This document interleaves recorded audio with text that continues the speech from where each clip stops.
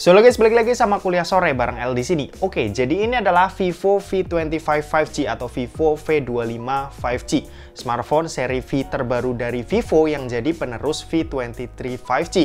Sebagai penerus pastinya ya selalu bakalan dapat beban lebih berat buat jadi lebih baik dari generasi sebelumnya. Tapi kayaknya di sini enggak. Jujur aja di awal aku langsung kasih tahu kalau V25 5G ini itu enggak lebih bagus dari V23 5G. V25 5G ini itu lebih ngasih sesuatu yang beda ya yang ditawarin sama V23 5G. Istilahnya ada yang ditambah tapi ada juga yang dikurangin. Oke, kita bahas desainnya dulu deh. Buat desainnya V25 5G ini secara looks emang cakep banget. Material yang dipakai ini kaca, terus juga pakai finishing yang bagus ya, dan ini tuh nggak gampang ngasih bekas sidik jari. Sementara kalau buat desain frame kameranya, ini juga bisa dibilang cakep dengan adanya dua lingkaran kamera yang cukup gede, kayak tren HP zaman sekarang lah.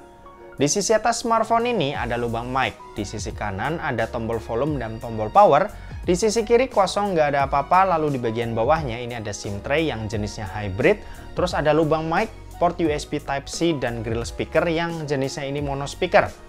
Untuk desain framenya ini flat ya, buat digenggam juga jadi lebih mantap lagi. Buat yang pengen dapetin feels kayak iPhone, Vivo emang paling mendekati sih buat desain flatnya ini. Lanjut kalau ke bagian layar, ini ada layar yang pakai panel AMOLED. Resolusinya ini Full HD Plus dan punya luas layar yang ada di 6,44 inci. Buat layar ini sendiri udah termasuk cakep ya dengan adanya support konten HDR10+, plus punya kecerahan layar yang bisa di-pick sampai 1300 nits. Udah berasa kayak HP-HP flagship. Buat refresh rate ini 90 Hz, udah berasa lebih smooth juga. Cuma sayang, kenapa ya nggak sekalian 120 Hz aja, biar makin mantap lagi spek layarnya. Tapi kayaknya itu urusan Vivo lah. Mungkin kalau kita minta 120 Hz, bisa-bisa harganya bakalan lebih mahal lagi. Untuknya di sini ada fingerprint in display ya, yang nggak pernah absen dari seri V mereka. Buat kecepatan bacanya sendiri emang nggak terlalu cepat kayak HP flagship, tapi buatku sendiri ini udah lumayan lah. Apalagi fingerprint in display gini berasa lebih keren dari fingerprint yang ada di samping. Lanjut kalau buat performanya, Vivo V25 5G ini itu dibekali dengan chipset MediaTek Dimensity 900 5G. Yap, kalau secara spek emang performanya turun dari V23 5G yang pakai Dimensity 920. Cuma kalau udah dipakai, ini nggak berasa bedanya kok. 900 sama 920 itu mirip-mirip performanya. Apalagi RAM-nya juga udah termasuk gede di 8GB dan internalnya yang ada di 256GB. Buat dipakai harian, Vivo V25 5G ini itu udah nyaman dan enak banget. Aplikasi biasa dijalanin sehari-hari kayak Instagram, TikTok, atau YouTube, ini udah enak banget dipakainya. Terus kalau dipakai ngegame, ini HP juga lumayan ngacir. Mobile Legends ini kita bisa dapetin settingan grafis high dan refresh rate yang ada di super. Cuma sayangnya ketika udah dimainin, FPS yang didapat itu cuma 60 FPS mentoknya. Ya kalau dari segi kualitas chipset harusnya ini mampu ya, karena settingannya ya juga udah kebuka. Cuma emang sayangnya mungkin karena ini adalah HP baru, jadinya developer belum unlock ya performa maksimalnya. Terus lanjut kalau buat PUBG Mobile, settingan yang didapat ini ada di Smooth Extreme sampai HDR Ultra. Di tiap settingan yang kita pilih, performanya lancar banget buat dipakai. Favoritku sih tetap di Smooth Extreme-nya ya, biar dapetin 60 FPS. Buat gyro ini juga lancar dan nggak ada masalah. Kalau Genshin Impact di sini tuh settingan low-watt kita bisa dapetin FPS di kisaran 40 sampai 45 FPS. Udah cukup lumayan nyaman buat mainin game yang satu ini. Ditambah ini stabil cukup lama ya. Cakep.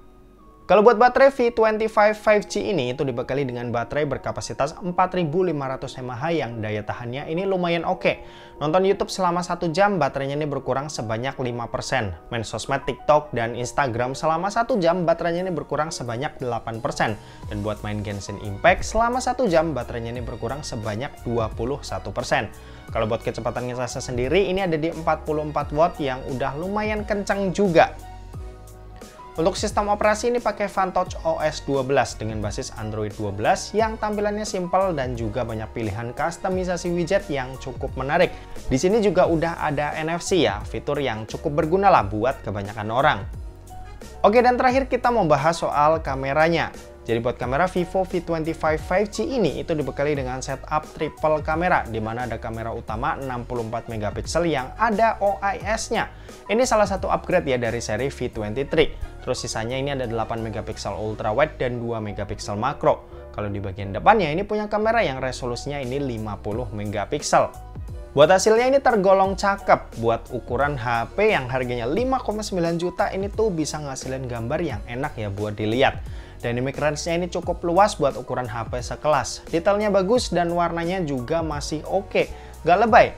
Overall cek aja deh hasil foto-foto dan video berikut ini.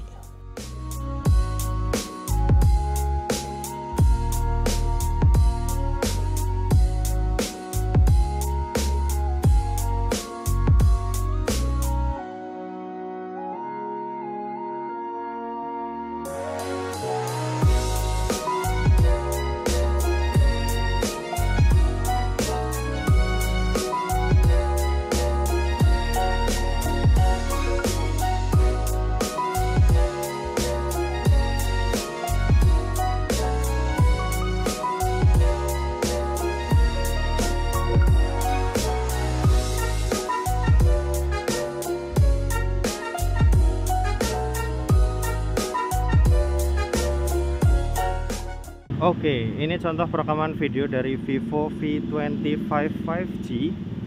Ini direkam pakai resolusi 1080 30 fps.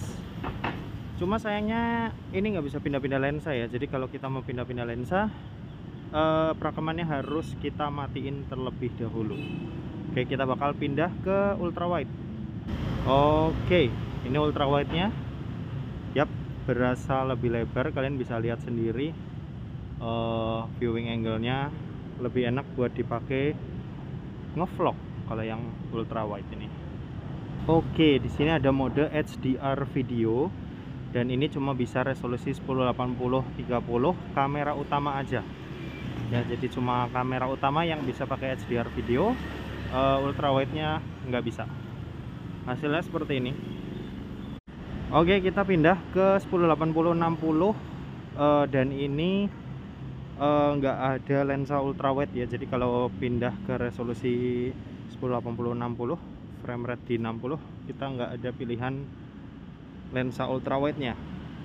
Oke, di 1080 60 ini ada pilihan stabilisasi ultra. Perekaman video harusnya lebih stabil ya jika dibanding yang biasa. Jadi kalau dipakai jalan seperti ini. Wih, stabil banget, mantap. Oke, ini 4K 30 fps dan di sini hasil perekamannya ya cukup oke sih. Coba kalau kita pakai jalan, jitternya berasa ya, kayak saat kita pindah frame. Cuma kalau dipakai jalan gini oke sih, kalau dari preview yang aku lihat. Ini perekaman malam hari dari Vivo V25 5G 1080 30.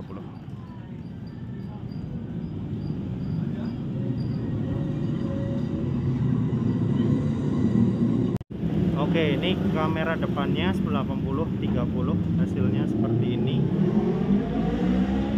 Dynamic range-nya kurang oke ternyata buat kamera depan.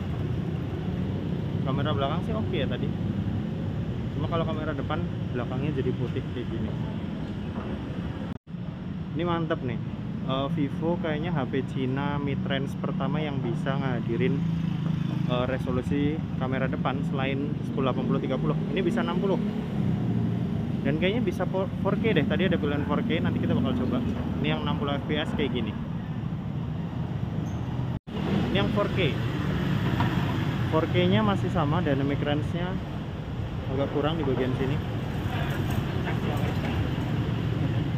Cuma ya masih oke sih kalau buat dipakai. Keren, Vivo bisa ngasih resolusi berbeda di kamera depan. Mantep. Oke, kita balik ke studio.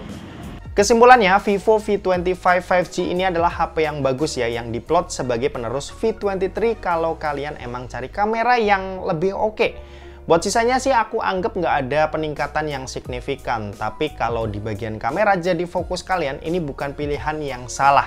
Dan oke, mungkin segitu aja buat video kali ini. Terima kasih buat yang udah nonton video ini. Jangan lupa buat like, komen, dan share juga ke teman-teman kalian supaya teman-teman kalian mendapatkan informasi yang bermanfaat dari kuliah sore. Oke, terima kasih buat yang udah nonton video ini sampai habis dan sampai jumpa di kuliah selanjutnya. Bye-bye.